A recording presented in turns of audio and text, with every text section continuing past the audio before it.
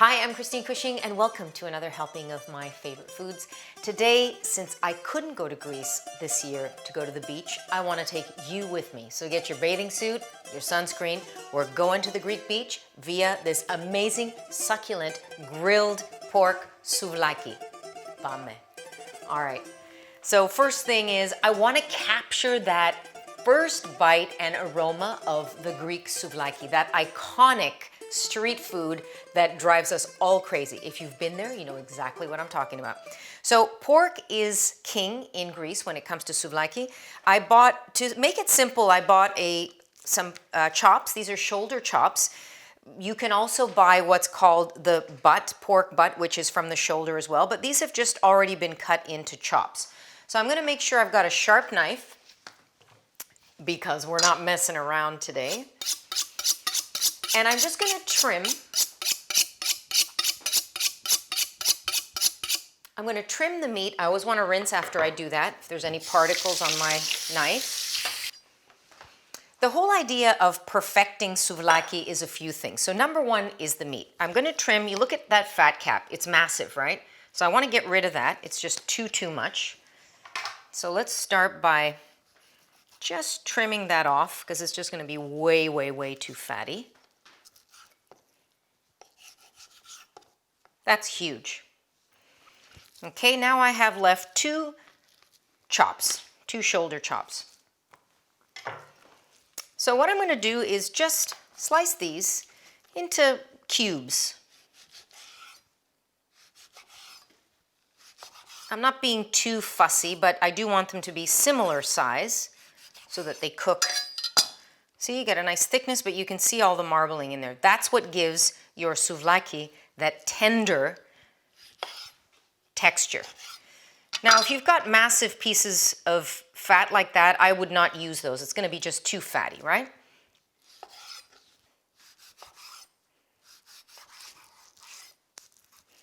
Now, of course, you could make this with chicken easily. What I'm going to say is if you like chicken souvlaki, I would go with the dark meat. Dark meat is going to give you the closest texture to pork in that it's juicy, right? It's juicy, it's a richer flavor, but okay, if you don't want to listen to me and you're going for breast, go ahead. It's just going to have a little bit less flavor and you got to make sure you cook it right on the money. But here with the pork, I can cook it medium, so it's still just slightly pink inside. Okay, I'm going to pick the Greek word of the day because anytime I'm making a Greek recipe, I want to give you a Greek word. Kalamaiki is one, maybe today we get two. Kalamaiki just means stick. And stick in terms of like this kind of skewer, kalamaiki. But I think today's word has to be paralia. Paralia means beach, because that's where we're going, baby. All right, so pork already cut. Let's add some flavor to this. So I'm trying to capture that first bite because it's really all about, as soon as you bite it, you think you're at the Greek beach. So look what I did here. I took some garlic and I just gently cooked it over super low heat. I mean, you could almost put your finger in it. What that does is softens the garlic up and gives it a sweeter profile. And it stops it from burning on the grill versus adding raw garlic, okay? And then I've got this beautiful oil that's left in here that has the flavor of garlic. So I'm going to add a bit of that to my, let's call it a marinade for now, okay, in there. I'm going to add to this some smoked paprika. It's going to give color, a little bit of smokiness, and some Greek oregano. It's got to have, like, don't even, it's non-negotiable. Non-negotiable, I'm saying. Okay, a little bit of salt, a little bit of cracked black.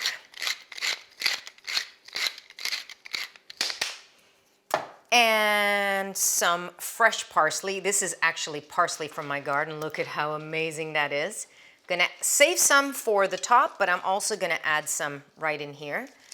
Super chunky. This is very rustic. I'm not fussing over this. This is, of course, food that I eat on the, where's my knife? Where did my knife go?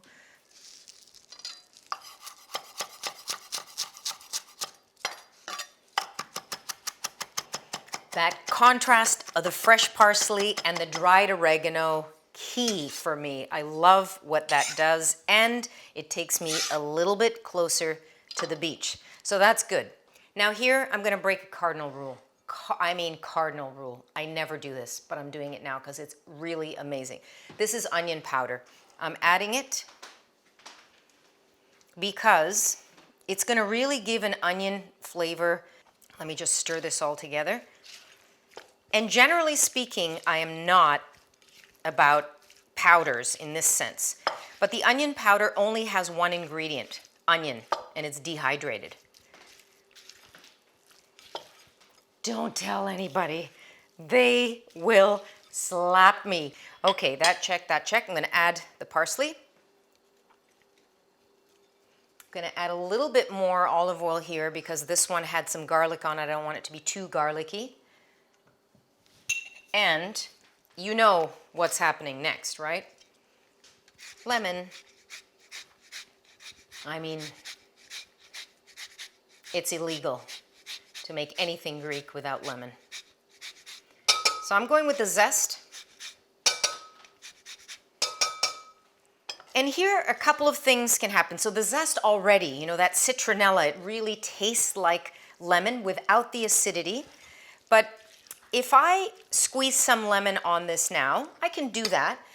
It's really gonna start to what's called cook the meat. So if I'm gonna do that, I'll just leave it on for no longer than 30 minutes. So what I'll do here is opt to take half of that lemon, and as opposed to putting it in there, I'm gonna put it in the olive oil, and then I'm gonna brush that on the grill to give it that really fresh, bright citrus note without actually altering the texture of the meat. So totally up to you. So in is gonna go the juice of half a juicy lemon, not those scrawny lemon. And let's put a little oregano in that too. That's gonna kiss those skewers while they're on the grill. Meat, check. So what I wanna do with this, cover it 30 minutes, let it rest. All the flavors are gonna build and really help to kind of give it that structure, flavor-wise. In the meantime, I'm gonna go get my grill on high and make sure these babies are ready to go. Okay, 30 minutes rest in the fridge. Now it's time to skewer the kalamaikia. These are bamboo, and anytime you're using either wooden, bamboo skewers, you wanna soak them in water for about 30 minutes. That just stops them from, you know, turning to complete ash on the grill. So here, what I'm doing is just again threading each one, and I'm gonna go the flat way. So I'm just putting the meat on this way. Okay, so you just take it there, flat. I think that's a good size for a kalamaiki, each one. I also try to keep the fat proportions as even as I can. See, this piece had a little bit more fat, so I wanna make sure I give it some lean pieces as well, like that. The amazing thing about souvlaki is when we're in Greece, when we can go and we spend a fair bit of time there and we're swimming, we're gonna spend quite a few hours in the morning swimming. We're in the ocean, we're swimming, we're feeling great. It's like big time swims. And then, you know, feeling good about ourselves, we come in to shore. And just about when you're ready to come out of the water, you smell, without fail, at about 12 or 12:30, you start smelling the charcoal. All the little tavernas along the paralia, word of the day, beach, are lighting the charcoal. So any thought we had of, let's just have a salad for lunch or let's skip lunch today, is out the window. So immediately you just say, let's get out of here and head for souvlaki. So these are seasoned, salted, oiled, everything ready to go.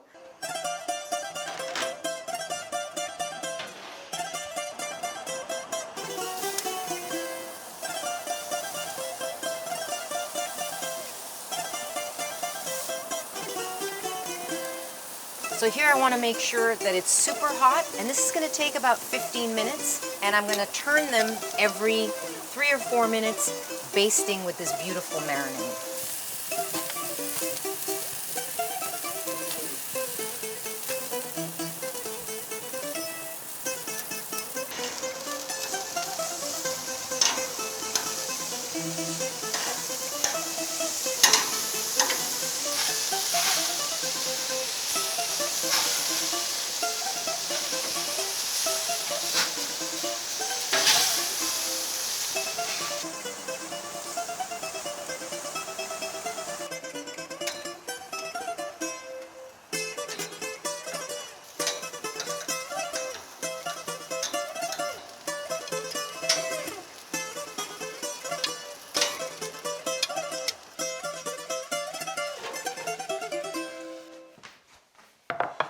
for souvlaki. Pick up! Ho ho! Now, assembly. It's all about the assembly. Okay, I'm giving you the works because that's how I like it. And you'll notice I got red onion. So tzatziki. All of these garnishes, I have a separate video for. You want to learn how to make my tzatziki. Also have my Greek olive oil fries. And of course the pita. You can make all of this stuff yourself. Okay, tzatziki's got to be nice and thick. Medium garlic. Not warding off vampires, but just enough. I like to kind of spread that out nicely. Amazing. Okay, and one skewer. And I'm using my tongs to just make sure it comes off. It's always a little bit challenging. You don't want it to fling your way. Oh, one little skewer there.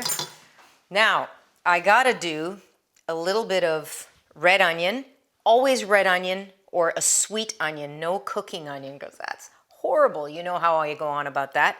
Gotta have some tomatoes. Beautiful, gorgeous tomatoes. And I think because there's never too much oregano, let's first jam in a couple of these fries. So this is customary in Greece. You just lay on a few fries on top of your souvlaki before you wrap it up. And then that's like that extra little zing. Because you can never have too much or enough oregano, a little oregano on the sprinkle on top. And then I like, again, to put just some fresh parsley leaves going down on it there to contrast the beautiful flavor of that grilled pork, the zippiness of the tzatziki, and everything else that's happening here. You're gonna lose your mind. That is a thing of beauty. My mouth is watering already.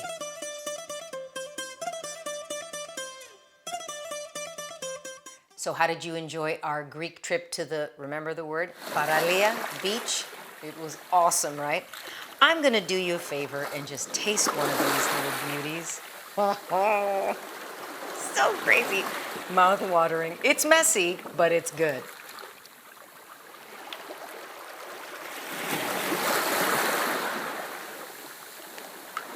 I'm telling you, I've been working many years to try and capture that Greek souvlaki flavor. And this is, I'm telling you, as close as you're ever going to get. Thank you for joining me on another helping of my favorite foods.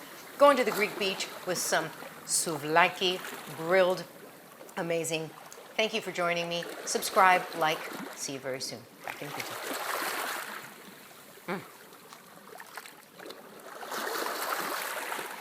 Crazy good, crazy good.